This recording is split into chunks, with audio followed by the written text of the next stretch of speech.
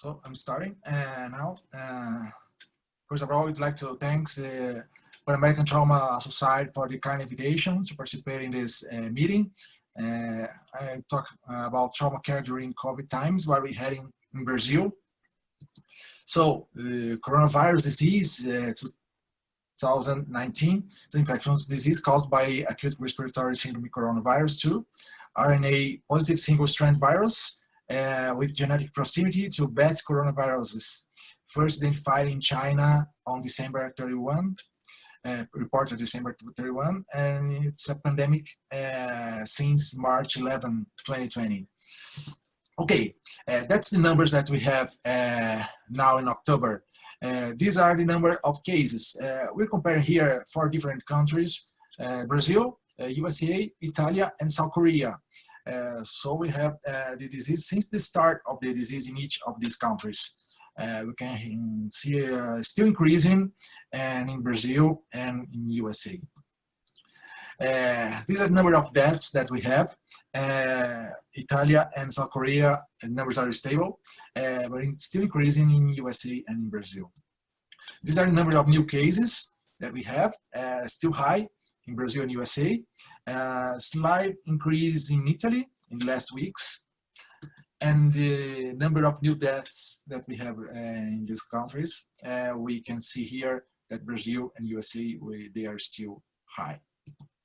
So it's a huge problem for the whole world. In October 2020, it's still a new disease, inaccurate and expensive diagnosis, and there is no specific treatment, and there is no prevention so far. And it's a huge problem for health professionals that are still at risk.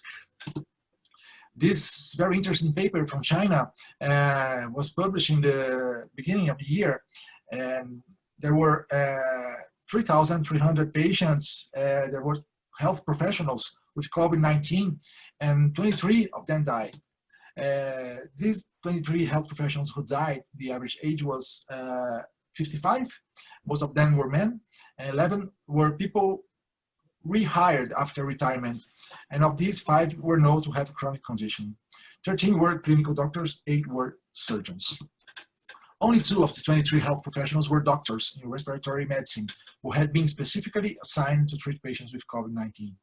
None of the 23 patients who died were from infectious disease hospitals or worked in hospitals specializing in infectious disease. Infections in these patients may have resulted from inadequate precautions and insufficient protections in the early stage of the pandemic. As of March 31st, none of the 42,000 health professionals who came to Hubei, another place to care for patients with COVID-19, were infected with coronavirus. This data suggests that sufficient precautions with strict application can prevent healthcare professionals from being infected with SARS-CoV-2 and subsequent risk of death. The 23 health heroes described here were dedicated to saving lives of others in a catastrophic pandemic that has plagued our country, China, and many others around the world. So, protection is very important.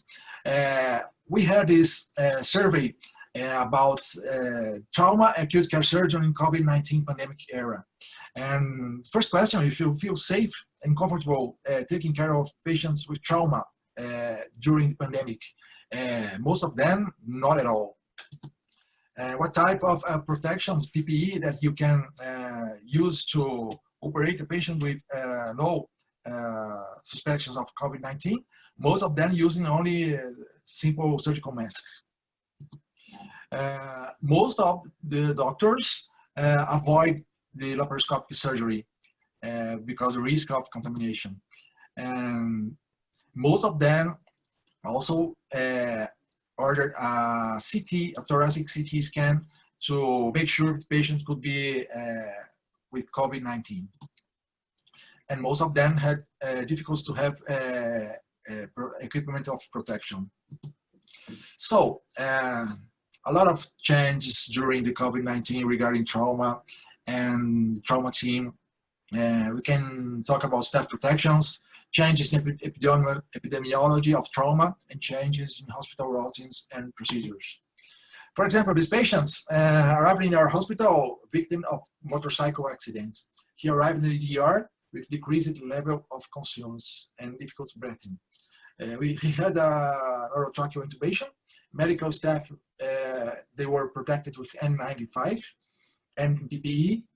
Intubation was performed and referred for CT scan. The chest CT scan showed typical signs of COVID-19 in 25% of the lungs. It's a high risk for a health team, so you have to be very careful. Another interesting information about what happened to trauma in the city of São Paulo. It's a huge city in Brazil, and we can see here the number of hospitalizations for external causes in the city of São Paulo had a reduction of 37%. The number of trauma regarding transport accidents had a reduction of 17%, and hospitalizations for aggressions a reduction of 22%. The numbers are very, very interesting, and we don't have the whole information so far, but we will have we're going to have this data in the next months. So changing routines and procedures in the hospital happened, and in emergency room and trauma room, changes in caring patients victims of trauma, and significant increase of COVID-19 trauma patients that we have noted. Elective surgeries have been canceled. Resources of elective surgeries were redirected to COVID-19 ICUs. There was a reduction in the number of operating rooms and determination of exclusive operating rooms to COVID-19. Some procedures have been modified, as I told you before. A higher number of patients undergoing urgent and emergency non-operative treatments, including acute appendicitis and even trauma. There was a reduction of laparoscopic procedures due to risk of contamination, especially in the beginning of pandemic in Brazil. I mean, March, April, most of surgeons were not comfortable doing laparoscopic procedures. And increased time to perform tracheostomies for between 2 and 3 weeks due to risk of contamination. Very difficult to find intensivists in Brazil. A lot of ICUs needing intensivists. So surgeons, trauma surgeons, anesthetics, and clinicians were relocated to replaced to COVID-19 ICUs. Many patients avoiding visiting the hospital for fear of being contaminated, and their illness were aggravated.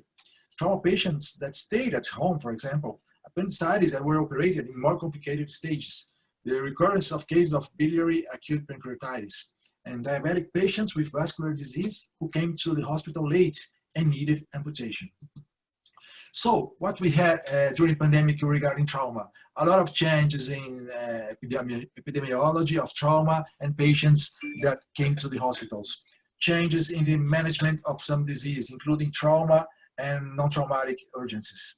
Trauma and COVID-19 patients right now are being treated together in the hospital, obviously in different places in the hospitals, but they are looking for the space and ICUs in the hospitals. We hope for a legacy after the pandemic.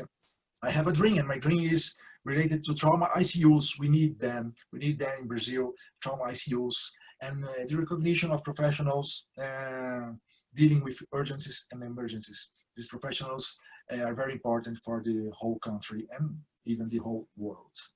So thank you very much for your attention. I show here our next meeting, a meeting that we're going to build together with the Pan American Trauma Society, Trauma Brazil 2021 here in São Paulo. And in October, I'm looking forward to seeing all you here. I think that's very important, virtual meetings, but we are looking for a real meeting, and I'm looking forward to see you here. Thank you very much. Have a great meeting.